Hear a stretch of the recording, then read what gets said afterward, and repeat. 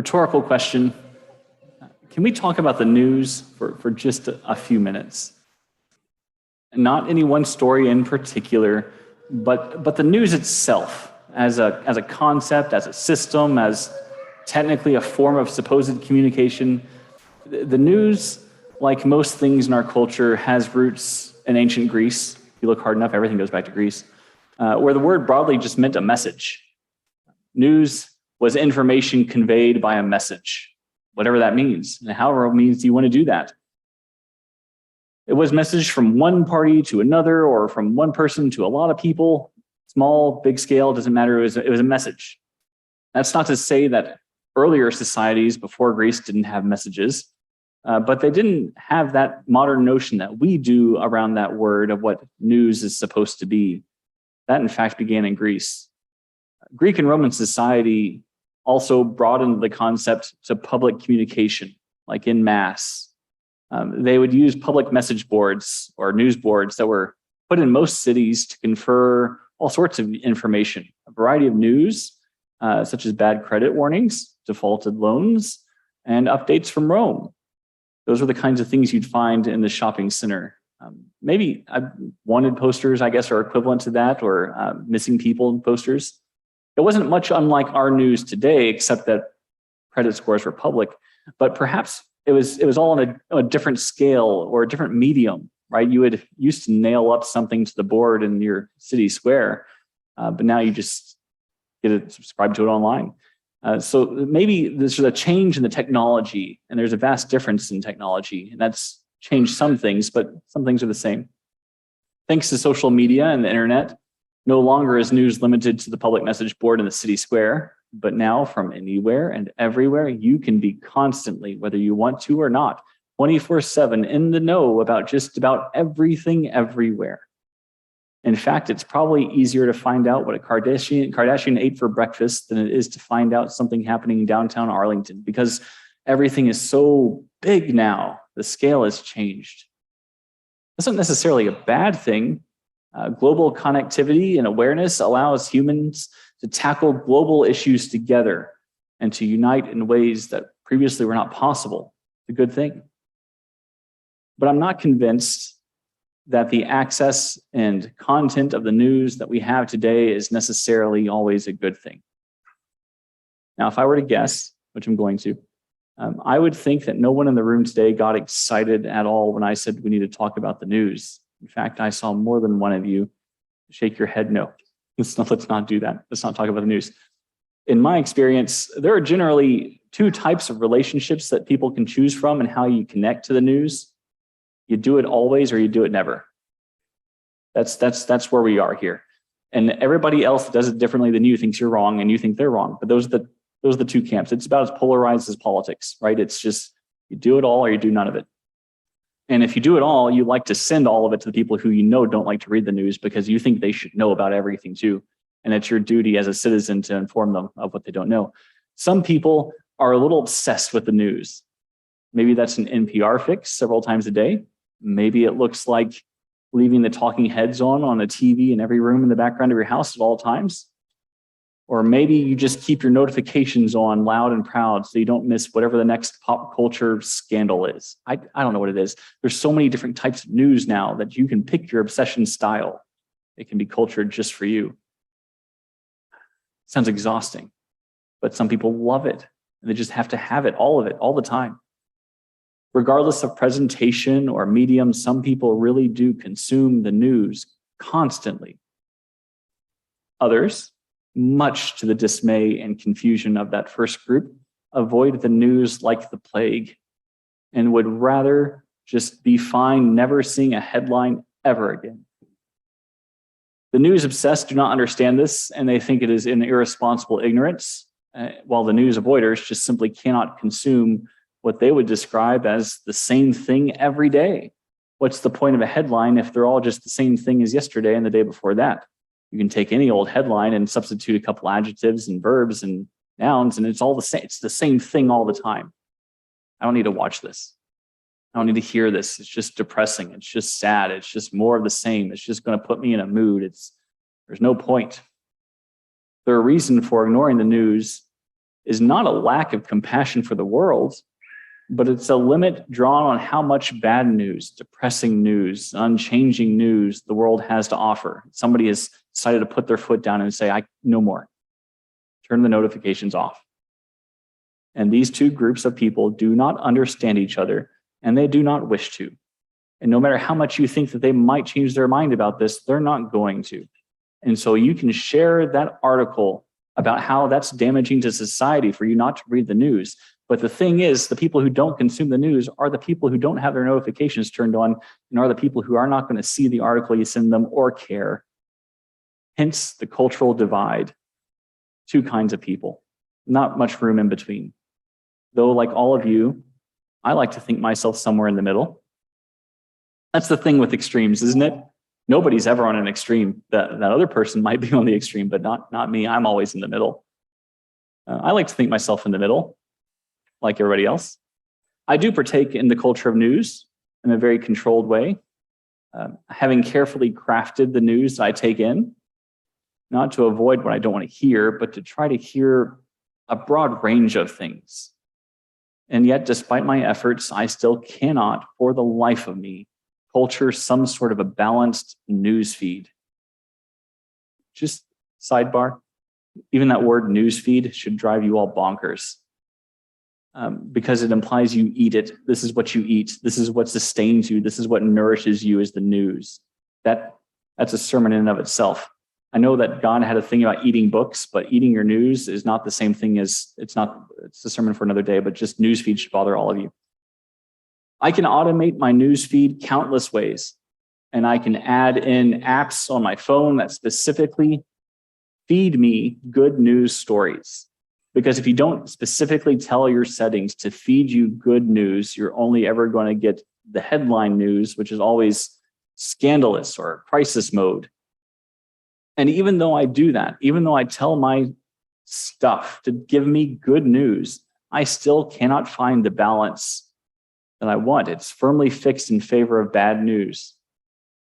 I can specifically ask Alexa several times a day to give me good news. And I can only get 1 to maybe 3 on a very good day stories of good news, in contrast to the hourly updates from any news agency of my choosing about war, politics, scandals, latest crisis, destruction, and always our favorite, death. Hourly updates, and yet you cannot find good news to save anyone's life. A good example is just this last week. I listened to a 15-minute news brief full of shootings and death toll numbers from Ukraine and Hurricane Ian. And when I asked specifically at the end to hear something good, I found out that Japan is currently the country with the most people alive over the age of 100. That is the end of the story. That's your good news for the day. That's what you get. Hope that it counters and affects the balance in your favor so that, all that depressing stuff sounds a little bit better. You can always move to Japan. People live there longer there. That's what I learned. If you're curious, because I had to Google it, because I didn't get it in the story. There's over 90,000 people over the age of 100 in Japan, in case you're curious. Seems like they have better news there. All that to say, I know it sounds like a rant. It's really not. Just hold on. Well, I can logically argue to myself that there must be good news in the world. Like I know there's got to be good things happening out there. I'm just not hearing it. And so it really does look and feel most days, almost every day, almost every hour, like we are just drowning in bad news that constantly reports the pain, injustice, and the never ceasing evil of the world. It's exhausting, isn't it? Even you people who love the news, it's got to be exhausting for you. Like, I know somehow you enjoy this and you feel like you got to be connected, but it's just so out of balance. It's bad out there. I'm not talking about the weather. This is lovely weather, but it's bad out there in the world. And the forecast for tomorrow's news isn't looking any better. You can count on it. Even if you wake up tomorrow, if we all wake up tomorrow, and we find out that Russia has called for a ceasefire and wants to negotiate an end to the war in Ukraine and gives the territories back, even if that's the news you wake up to, by the afternoon, the headline will be buried in the next set of bad things for us to fixate on and to live in fear of. It wouldn't last to lunch. You'd forget about it by dinner, and it'd be over by tomorrow. Every day. And apparently we love it. Otherwise, the news industry wouldn't be thriving on it, and they peddle it to us because we crave it. We seem to be addicted to knowing and fretting over the evil at work in the world. Evil just sells. It's what the people want to hear about.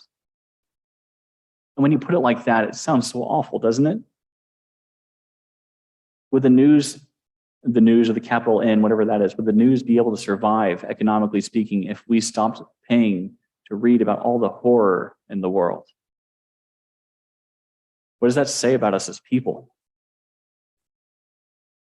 Psalm 37, however, warns against that addiction. And I call it an addiction because I think it probably is. It says, do not fret over the wicked and those who carry out evil devices. How much news watching and reading do we do as a form of fretting over wickedness and evil devices? Seems like an awful lot. Maybe you can delineate the two, and maybe you can justify your next news fix by saying that you can hear all the evil in the world without fretting over it. Then I'd love to see a try, but that just makes you sound heartless. It really does. If you're going to tell me that you can hear all that news and not fret over it, then that means you just don't care about it. And if that's the case, then what's the point? It doesn't add up. You can't justify this. Now, I think it's important to pay attention to what's going on in the world. Knowledge is power. I get it.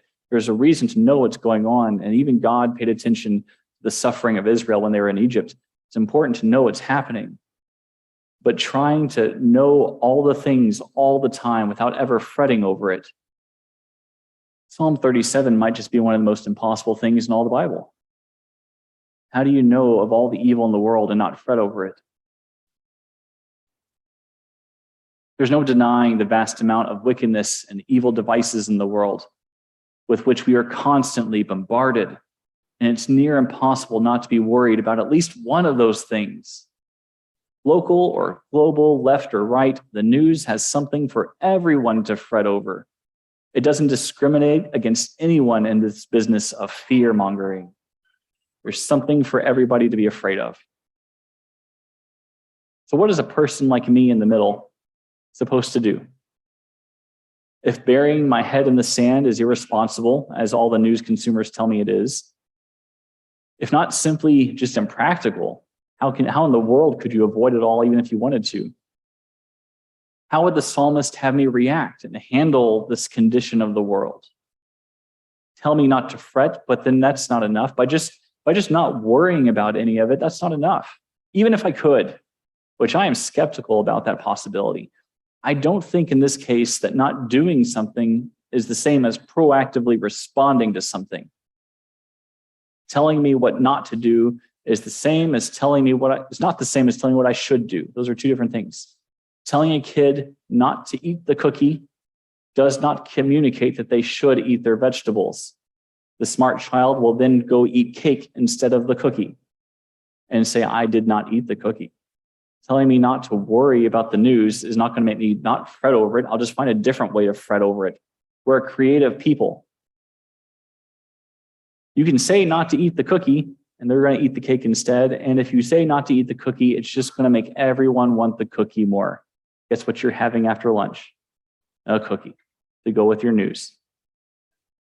It's just going to make you want it more. For the psalmist to say, don't fret over these things, makes you want to say, but I need to. I need to care about what's going on in the world. Saying not to fret about the evil in the world is going to have the same effect. It's going to make you care about it more. You'll read Psalm 37, and the first thing you can do is to wonder what evil the psalmist is talking about. You heard the line this morning, do not fret over the evil devices in the world, and you wondered to yourself, what evil devices is God talking about today? And then you go through the list, and now you're checking your newsfeed to see if you missed anything, and now guess what you're doing? You're fretting over the evil devices in the world. In your effort to not do what you're supposed to do, you end up doing it. Paul would say this is one of those moments in which you end up doing the things you're not supposed to do, and the things you're supposed to do, you don't do. How could we ever win? You should reread the psalm if you think it stops at do not fret. Saying what not to do is like leaving a house clean but empty. You don't fill it with good things, evil will return to it sevenfold. The psalmist tells us much more than what not to do. It tells us what to do. We are to wait on God, trusting in God to act and to respond to the evil in the world. And we are to respond to the evil in the world by doing good, combating the bad news by making good news. This is how we are called to not only survive this bombardment of evil in the world, but to push the needle toward good. You might have noticed what you thought was a technical difficulty. The slides are still on the title slide. That is because that is the only slide. How in the world am I supposed to preach a sermon about over-consuming news and then feed you more information and bombard you with more? You're lucky I didn't ask them to turn off the entire projector system this morning because I thought about it. Just turn it off. Turn it all off. Learn how to be still in your own head and just turn it off. Right in the middle of the psalm is that exact call to worship, to be still. It's not the psalm we usually think about when we talk about being still, but it's right there, to be still. This world is full of all sorts of wickedness and evil devices, and it is not your job to consume that. That is not what you consume. What we consume is the body and blood of Christ. So be still and wait. And I also thought about making you do that and just sitting here for 5 minutes, 5 whole minutes of nothingness before we take communion. And I did not want those emails. So we're not going to do it because that's news that I don't want. But what if we really could do it? What if we could be good at being still? So I'm not going to make you sit here in silence to make all of you happy, mostly because I don't want the bad news and also because Devin tried and made you do it anyway. So here's your homework. I don't usually give homework from the pulpit, so just take this one assignment and just run with it. Every single time you get a notification of news this week on your phone, I don't care what type that is, whether that's an Instagram notification or what, any sort of news, every notification,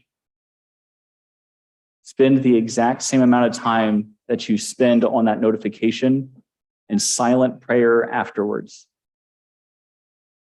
This same amount of time. I'm not even asking you to not read it. Read all the things, do all the things, get your hourly NPR fixes, do all the news you want to, leave the talking heads on. But for every second you spend with that news, spend at least the same amount of time in silence. Just be still. Wait.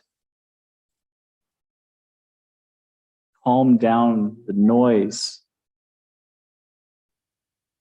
the voices in your head that you don't talk about because everybody's going to think you're crazy, the to-do list, the anxiety, the worry. I can't tell people who are clinically diagnosed with anxiety not to worry. That'd be ridiculous, but I can tell you to wait. Just be.